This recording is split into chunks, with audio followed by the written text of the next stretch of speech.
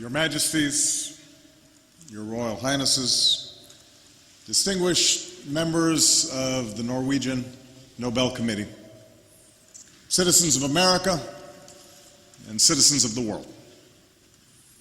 I receive this honor with deep gratitude and great humility. It's an award that speaks to our highest aspirations, that for all the cruelty and hardship of our world, we are not mere prisoners of fate. Our actions matter and can bend history in the direction of justice. And yet I would be remiss if I did not acknowledge the considerable controversy that your generous decision has generated. In part, this is because I am at the beginning and not the end of my labors on the world stage. Compared to some of the giants of history who have received this prize, Schweitzer and King, Marshall, and Mandela, my accomplishments are slight. And then there are the men and women around the world who've been jailed and beaten in the pursuit of justice. Those who toil in humanitarian organizations to relieve suffering. The unrecognized millions whose quiet acts of courage and compassion inspire even the most hardened cynics. I cannot argue with those who find these men and women, some known, some obscure to all but those they help, to be far more deserving of this honor than I. But perhaps the most profound issue surrounding my receipt of this prize is the fact that I am the Commander-in-Chief of a military, of a nation, in the midst of two wars. One of these wars is winding down.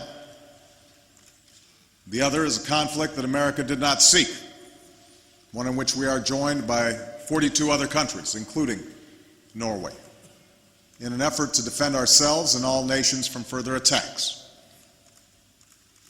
Still, we are at war. And I'm responsible for the deployment of thousands of young Americans to battle in a distant land. And some will kill, and some will be killed. And so I come here with an acute sense of the costs of armed conflict, filled with difficult questions about the relationship between war and peace and our effort to replace one with the other. Now, these questions are not new. War in one form or another appeared with the first man. At the dawn of history, its morality was not questioned. It was simply a fact, like drought or disease. The manner in which tribes and then civilizations sought power and settled their differences. And over time, as codes of law sought to control violence within groups, so did philosophers and clerics and statesmen seek to regulate the destructive power of war. The concept of a just war emerged, suggesting that war is justified only when certain conditions were met. If it is waged as a last resort or in self-defense, if the force used is proportional, and if, whenever possible, civilians are spared from violence. Of course, we know that for most of history, this concept of just war was rarely observed. The capacity of human beings to think up new ways to kill one another proved inexhaustible, as did our capacity to exempt from mercy those who look different or pray to a different God. Wars between armies gave way to wars between nations, total wars, in which the distinction between combatant and civilian became blurred. In the span of 30 years, such carnage would twice engulf this continent. And while it's hard to conceive of a cause more just than the defeat of the Third Reich and the Axis powers, World War II was a conflict in which the total number of civilians who died exceeded the number of soldiers who perished. In the wake of such destruction, and with the advent of the nuclear age, it became clear to victor and vanquished alike that the world needed institutions to prevent another world war. And so, a quarter century after the United States Senate rejected the League of Nations, an idea for which Woodrow Wilson received this prize, America led the world in constructing an architecture to keep the peace, a Marshall Plan and a United Nations, mechanisms to govern the waging of war, treaties to protect human rights, prevent genocide, restrict the most dangerous weapons. In many ways, these efforts succeeded. Yes, terrible wars have been fought and atrocities committed, but there has been no Third World War. The Cold War ended with jubilant crowds dismantling a wall. Commerce has stitched much of the world together. Billions have been lifted from poverty. The ideals of liberty and self-determination, equality and the rule of law have haltingly advanced. We are the heirs of the fortitude and foresight of generations past. And it is a legacy for which my own country is rightfully proud. And yet, a decade into a new century, this old architecture is buckling under the weight of new threats. The world may no longer shudder at the prospect of war between two nuclear superpowers, but proliferation may increase the risk of catastrophe. Terrorism has long been a tactic, but modern technology allows a few small men with outsized rage to murder innocents on a horrific scale. Moreover, wars between nations have increasingly given way to wars within nations. The resurgence of ethnic or sectarian conflicts, the growth of secessionist movements, insurgencies, and failed states. All these things have increasingly trapped civilians in unending chaos. In today's wars, many more civilians are killed than soldiers. The seeds of future conflict are sown. Economies are wrecked, civil societies torn asunder, refugees amassed, children scarred.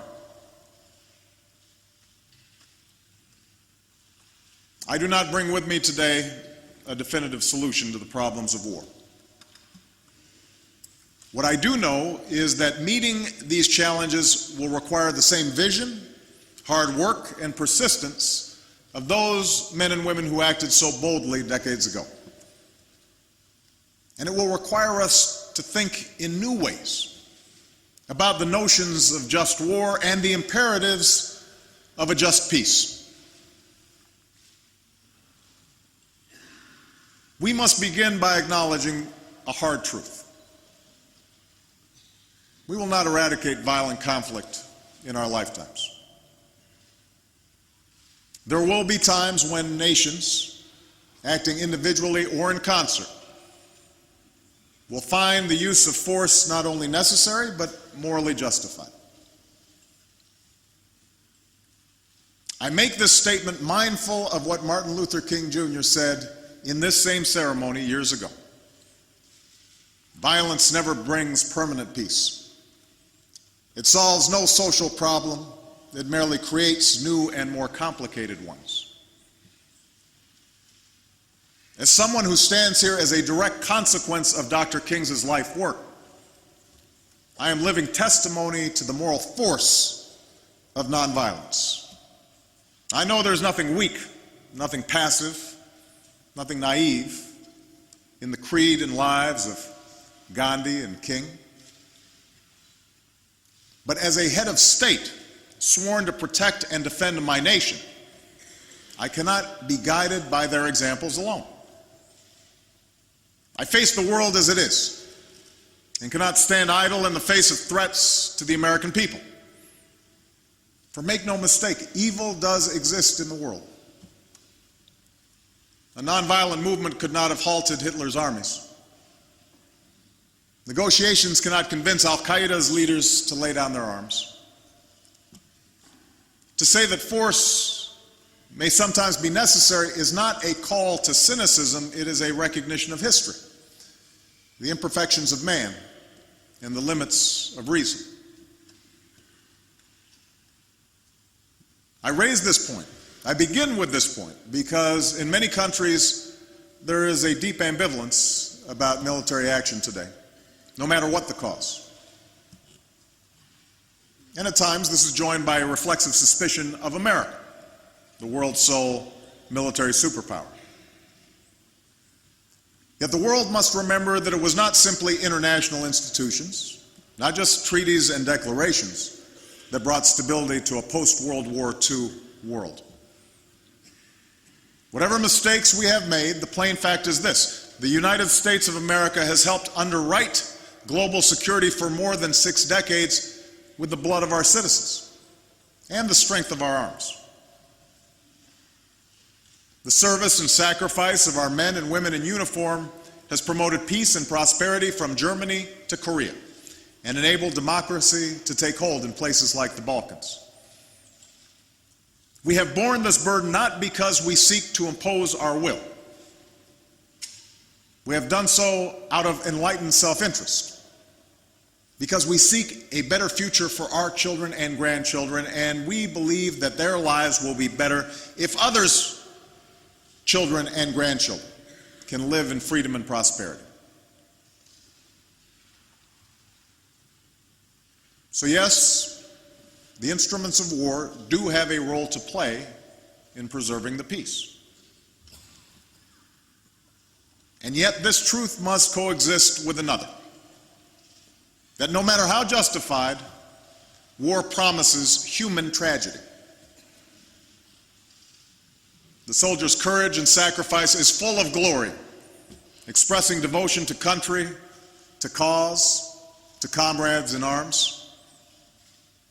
But war itself is never glorious, and we must never trumpet it as such. So part of our challenge is reconciling these two seemingly irreconcilable truths: that war is sometimes necessary, and war at some level is an expression of human folly. Concretely, we must direct our effort to the task that President Kennedy called for long ago. Let us focus, he said, on a more practical, more attainable peace, based not on a sudden revolution in human nature, but on a gradual evolution in human institutions.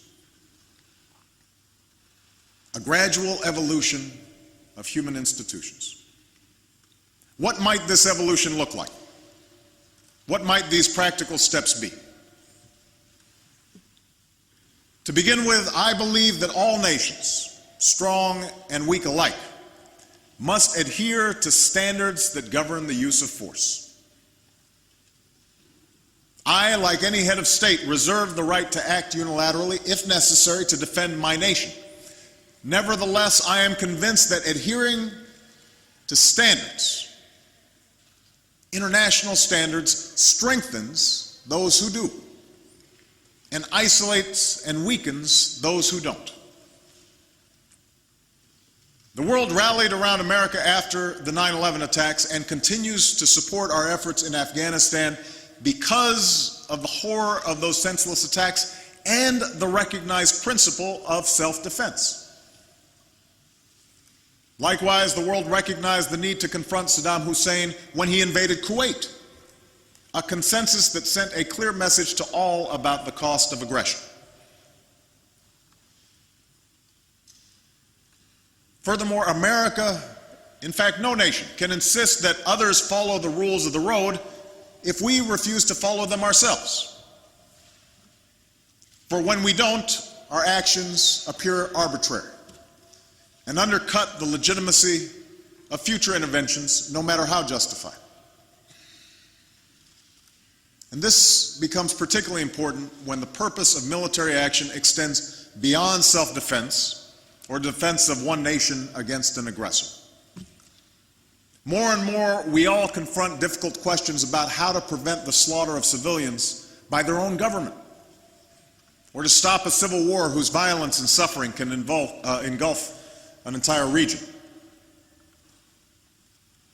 I believe that force can be justified on humanitarian grounds, as it was in the Balkans, or in other places that have been scarred by war. Inaction tears at our conscience and can lead to more costly intervention later. And that's why all responsible nations must embrace the role that militaries with a clear mandate can play to keep the peace. America's commitment to global security will never waver, but in a world in which threats are more diffuse and missions more complex, America cannot act alone. America alone cannot secure the peace. This is true in Afghanistan. This is true in failed states like Somalia, where terrorism and piracy is joined by famine and human suffering. And sadly, it will continue to be true in unstable regions for years to come. The leaders and soldiers of NATO countries and other friends and allies demonstrate this truth through the capacity and courage they've shown in Afghanistan. But in many countries, there is a disconnect between the efforts of those who serve and the ambivalence of the broader public. I understand why war is not popular, but I also know this: the belief that peace is desirable is rarely enough to achieve it. Peace requires responsibility. Peace entails sacrifice. That's why NATO continues to be indispensable. That's why we must strengthen UN and regional peacekeeping and not leave the task to a few countries. That's why we honor those who return home from peacekeeping and training abroad, to Oslo and Rome, to Ottawa and Sydney, to Dhaka and Kigali. We honor them not as makers of war, but as wagers of peace. Let me make one final point about the use of force. Even as we make difficult decisions about going to war, we must also think clearly about how we fight it. The Nobel Committee recognized this truth in awarding its first prize for peace to Henry Dunant, the founder of the Red Cross and a driving force behind the Geneva Conventions. Where force is necessary, we have a moral and strategic interest in binding ourselves to certain rules of conduct. And even as we confront a vicious adversary that abides by no rules, I believe the United States of America must remain a standard bearer in the conduct of war. That is what makes us different from those whom we fight. That is a source of our strength. That is why I prohibited torture. That is why I ordered the prison at Guantanamo Bay closed. And that is why I have reaffirmed America's commitment to abide by the Geneva Conventions.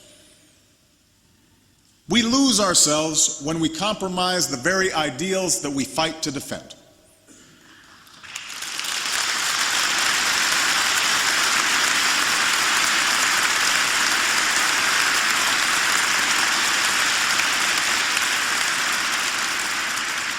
And we honor those ideals by upholding them, not when it's easy, but when it is hard. I've spoken at some length to the question that must weigh on our minds and our hearts as we choose to wage war. But let me now turn to our effort to avoid such tragic choices and speak of three ways that we can build a just and lasting peace.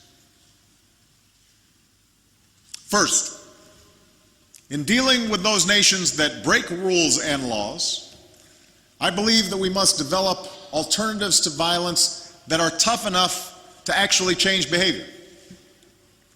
For if we want a lasting peace, then the words of the international community must mean something. Those regimes that break the rules must be held accountable. Sanctions must exact a real price. Intransigence must be met with increased pressure, and such pressure exists only when the world stands together as one. One urgent example is the effort to prevent the spread of nuclear weapons and to seek a world without them. In the middle of the last century, nations agreed to be bound by a treaty whose bargain is clear. All will have access to peaceful nuclear power. Those without nuclear weapons will forsake them, and those with nuclear weapons will work towards disarmament. I am committed to upholding this treaty. It is a centerpiece of my foreign policy. And I'm working with President Medvedev to reduce America and Russia's nuclear stockpiles. But it's also incumbent upon all of us to insist that nations like Iran and North Korea do not game the system. Those who claim to respect international law cannot avert their eyes when those laws are flouted. Those who care for their own security cannot ignore the danger of an arms race in the Middle East or East Asia. Those who seek peace cannot stand idly by as nations arm themselves for nuclear war. The same principle applies to those who violate international laws by brutalizing their own people.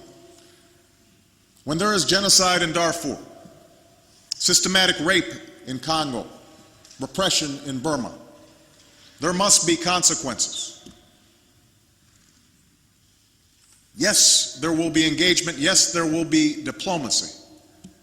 But there must be consequences when those things fail.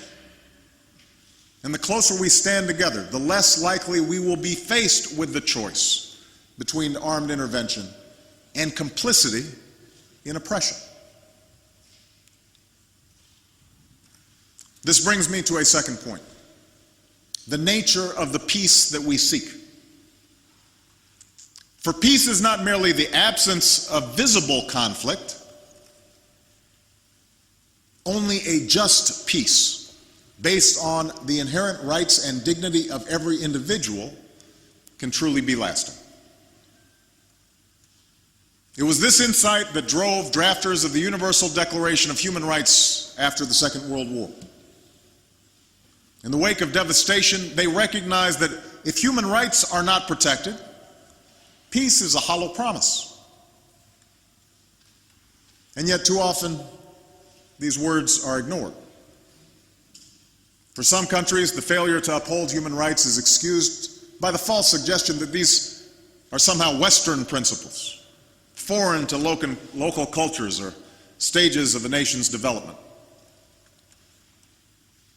And within America, there's long been a tension between those who describe themselves as realists or idealists, a tension that suggests a stark choice between the narrow pursuit of interests or an endless campaign to impose our values around the world. I reject these choices. I believe that peace is unstable where citizens are denied the right to speak freely or worship as they please, choose their own leaders, or assemble without fear. Pent-up grievances fester, and the suppression of tribal and religious identity can lead to violence. We also know that the opposite is true. Only when Europe became free did it finally find peace. America has never fought a war against a democracy, and our closest friends are governments that protect the rights of their citizens. No matter how callously defined, neither America's interests nor the world's are served by the denial of human aspirations.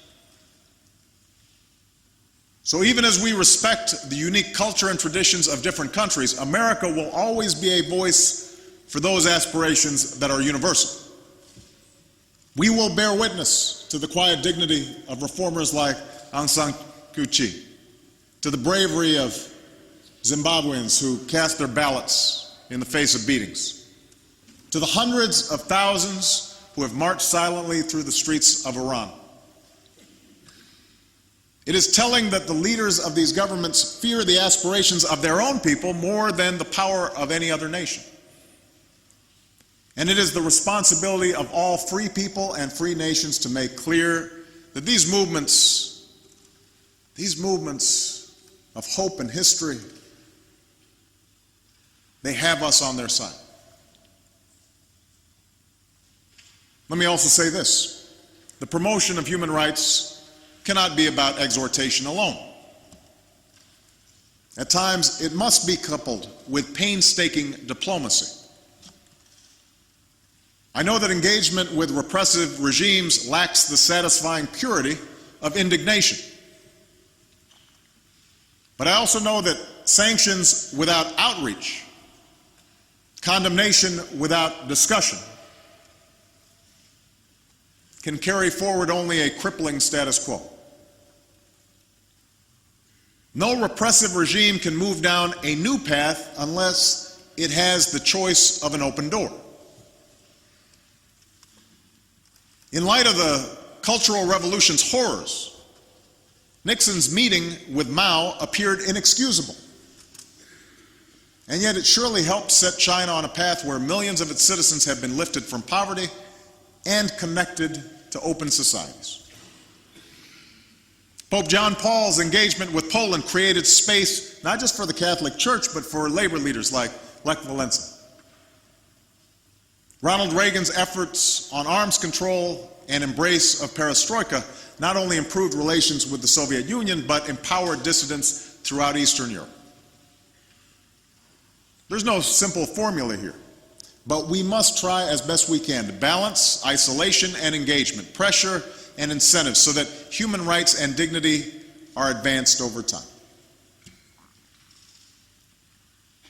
Third, a just peace includes not only civil and political rights, it must encompass economic security and opportunity. For true peace is not just freedom from fear, but freedom from want. It is undoubtedly true that development rarely takes root without security. It is also true that security does not exist where human beings do not have access to enough food or clean water or the medicine and shelter they need to survive. It does not exist where children can't aspire to a decent education or a job that supports a family. The absence of hope can rot a society from within. And that's why helping farmers feed their own people or nations educate their children and care for the sick is not mere charity. It's also why the world must come together to confront climate change. There's little scientific dispute that if we do nothing, we will face more drought, more famine, more mass displacement, all of which will fuel more conflict for decades. For this reason, it's not merely scientists and environmental activists who call for swift and forceful action. It's military leaders in my own country and others who understand our common security hangs in the balance. Agreements among nations, strong institutions, support for human rights, investments in development. All these are vital ingredients in bringing about the evolution that President Kennedy spoke about. And yet, I do not believe that we will have the will, the determination, the staying power to complete this work without something more. And that's the continued expansion of our moral imagination. An insistence that there's something irreducible that we all share. As the world grows smaller, you might think it would be easier for human beings to recognize how similar we are, to understand that we're all basically seeking the same things, that we all hope for the chance to live out our lives with some measure of happiness and fulfillment for ourselves and our families. And yet somehow, given the dizzying pace of globalization, the cultural leveling of modernity, it perhaps comes as no surprise that people fear the loss of what they cherish in their particular identities, their race, their tribe, and perhaps most powerfully, their religion. In some places, this fear has led to conflict. At times, it even feels like we're moving backwards. We see it in the Middle East as the conflict between Arabs and Jews seems to harden. We see it in nations that are torn asunder by tribal lines. And most dangerously, we see it in the way that religion is used to justify the murder of innocents by those who have distorted and defiled the great religion of Islam and who attacked my country from Afghanistan. These extremists are not the first to kill in the name of God. The cruelties of the Crusades are amply recorded. But they remind us that no holy war can ever be a just war. For if you truly believe that you are carrying out divine will, then there is no need for restraint. No need to spare the pregnant mother, or the medic, or the Red Cross worker, or even a person of one's own faith. Such a warped view of religion is not just incompatible with the concept of peace, but I believe it's incompatible with the very purpose of faith. For the one rule that lies at the heart of every major religion is that we do unto others as we would have them do unto us. Adhering to this law of love has always been the core struggle of human nature. For we are fallible. We make mistakes and fall victim to the temptations of pride and power and sometimes evil. Even those of us with the best of intentions will at times fail to right the wrongs before us. But we do not have to think that human nature is perfect for us to still believe that the human condition can be perfected. We do not have to live in an idealized world to still reach for those ideals that will make it a better place. The nonviolence practiced by men like Gandhi and King may not have been practical or possible in every circumstance, but the love that they preached, their fundamental faith in human progress, that must always be the North Star that guides us on our journey. For if we lose that faith, if we dismiss it as silly or naive, if we divorce it from the decisions that we make on issues of war and peace, then we lose what's best about humanity. We lose our sense of possibility. We lose our moral compass. Like generations have before us, we must reject that future. As Dr. King said at this occasion so many years ago, I refuse to accept despair as the final response to the ambiguities of history. I refuse to accept the idea that the isness of man's present condition makes him morally incapable of reaching up for the eternal oughtness that forever confronts him. Let us reach for the world that ought to be, that spark of the divine that still steers within each of our souls.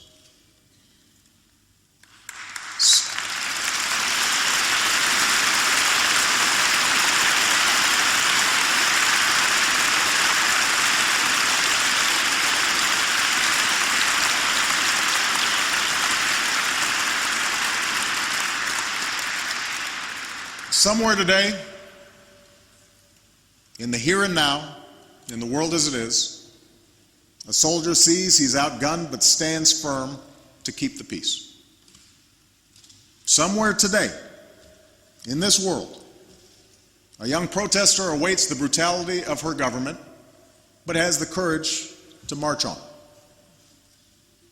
Somewhere today, a mother facing punishing poverty still takes the time to teach her child scrapes together what few coins she has to send that child to school, because she believes that a cruel world still has a place for that child's dreams. Let us live by their example. We can acknowledge that oppression will always be with us and still strive for justice. We can admit the intractability of deprivation and still strive for dignity. Clear-eyed, we can understand that there will be war and still strive for peace. We can do that, for that is the story of human progress. That's the hope of all the world. And at this moment of challenge, that must be our work here on earth. Thank you very much.